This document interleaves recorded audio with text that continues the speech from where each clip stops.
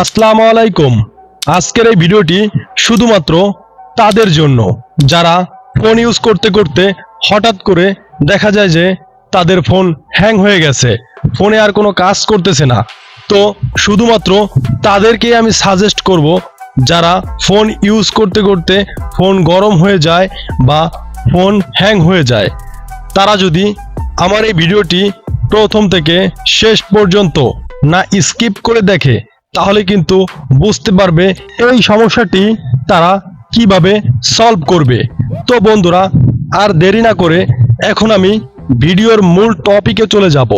তো তার আগে সবার কাছে ছোট্ট একটি রিকোয়েস্ট, আমার চ্যানেলটি যদি আপনাদের কাছে নতুন হয়ে থাকে তাহলে অবশ্যই সাবস্ক্রাইব করবেন এবং পাশে থাকা বেল আইকনটি অল সিলেক্ট করে দিবেন।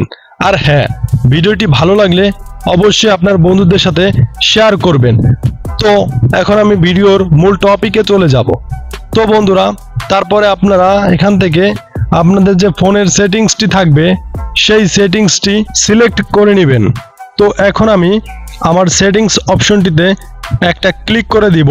দেওয়ার পরে স্ক্রল করে নিচে যাবার পরে এখান থেকে আপনি দেখতে পারবেন যে অ্যাভয়েড ফোন। আপনার যে ফোনটি থাকবে হাতের, সেই ফোনের অ্যাভয়েড ফোন অপশনে ক্লিক করে দিবেন।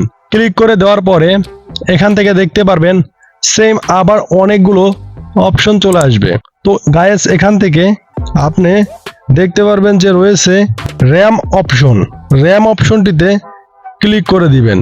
ক্লিক করে দেওয়ার পর এখানে যদি আপনার র্যাম কমানো থাকে ফোনের, সেক্ষেত্রে আপনি ফোনের র্যামটি বাড়িয়ে নেবেন।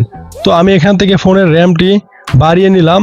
বাড়িয়ে নেওয়ার পরে এখান থেকে আমি এখন অন অফ করে এটাকে দেখিয়ে দিলাম যে ফোনের র্যামটি কিভাবে বাড়াতে হয়। তো এখন কিন্তু এখানে আর কোনো কাজ নেই, এখন ব্যাকে চলে যাব। ব্যাক অপশনে ক্লিক করে দিব। নাও এখানে কিন্তু তিনটা অপশন চলে আসছে। ফার্স্ট অপশনটি হচ্ছে রিসেট নাও, সেকেন্ড অপশনটি হচ্ছে নেক্সট নাও, থার্ড অপশনটি হচ্ছে ডিসকার্ড চেঞ্জ।